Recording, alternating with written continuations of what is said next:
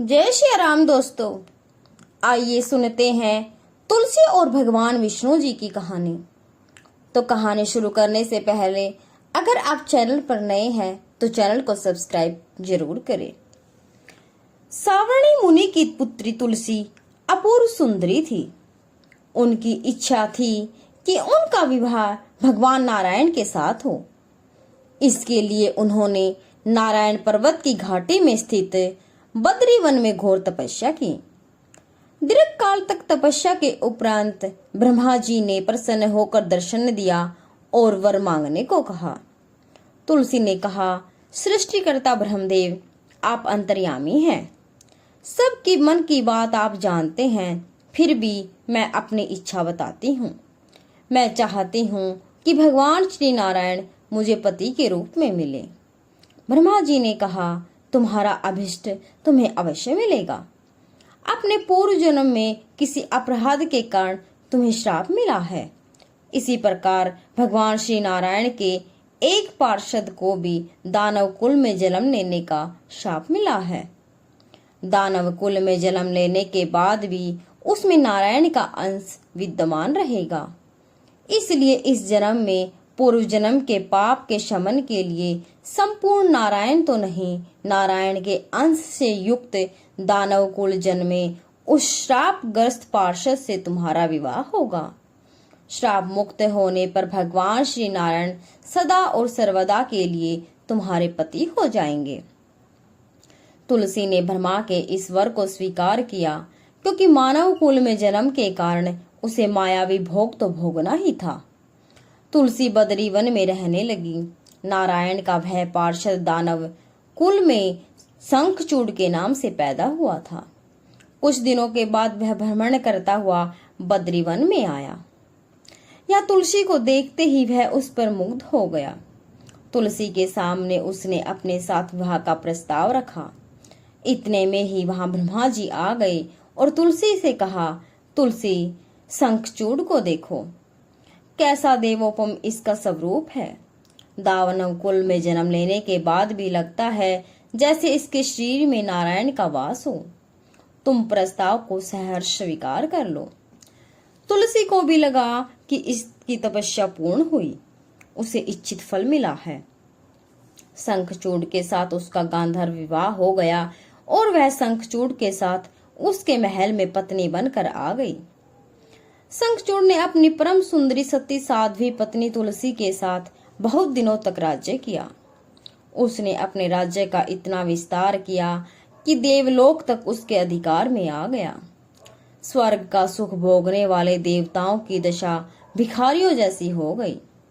शंखचूड़ किसी को कष्ट नहीं देता था, पर अधिकार और राज्य छीन जाने से सारे देवता मिलकर ब्रह्मा, विष्णु और शिव की सभा में गए तथा अपनी विपत्ति सुनाई।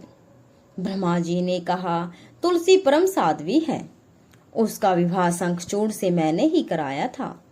शंखचूड़ को तब तक नहीं हराया या मारा जा सकता जब तक तुलसी को न छला जाए। विष्णु जी ने कहा, शंखचूड़ पूर्व जन्म में मेरा ही पार्षद था। श्राप के कारण उसे दैत्य कुल में जन्म लेना पड़ा। इस जन्म में भी मेरा अंश उसमें व्याप्त है। साथ ही तुलसी के पति व्रत धर्म से वह अजेय है। फिर देवताओं की सहमति से भगवान शिव ने शंखचूड़ के पास संदेश भेजा कि या तो वह देवताओं का राज्य लौटा दे या फिर उनसे युद्ध करे। शंखचूड़ भगवान शंकर के पास पहुंचे। उसने कहा, देवाधिदेव, आपके लिए देवताओं का पक्ष लेना उचित नहीं है। राज्य बढ़ाना हर राजा का कर्तव्य है। मैं किसी को दुखी नहीं कर रहा हूँ। देवताओं से कहिए वे मेरी प्रजा होकर रहे। मैंने आपका भी कोई अपकार नहीं किया है। हमारा आपका युद्ध शोभा नहीं देता। अगर आप हार गए तो बड़ी लज्जा की बात होगी, और अगर मैं हार गया तो आपकी कीर्ति बहुत अधिक नहीं बढ़ेगी। भगवान शंकर हंसे। वे तो सब रहस्य समझते थे। तुलसी और शंखचूड़ के पूर्व जन्म के श्राप की अवधि लगभग पूरी हो चुकी थी और बोले, इसमें कीर्ति और लज्जा की बात नहीं है। तुम देवों का राज्य लौटा कर उन्हें उनके पद पर प्रतिष्ठित होने दो। युद्ध से बचने का यही एक उपाय है। शंखचूड़ ने कहा, मैंने युद्ध के बल से देवलोक जीता है, कोई उसे युद्ध के द्वारा ही वापस ले सकता है। यह मेरा अंतिम उत्तर है, मैं जा रहा हूँ। ऐसा कहकर शंखचूड़ वहां से चला गया। उसने अपनी पत्नी तुलसी को सारी बात बताई और कहा, कर्म भोग सब काल सूत्र में बंधा है। जीवन में हर्ष, शोक, भय, सुख, दुख, मंगल, अमंगल काल के अधीन है। हम तो केवल निमित्त हैं।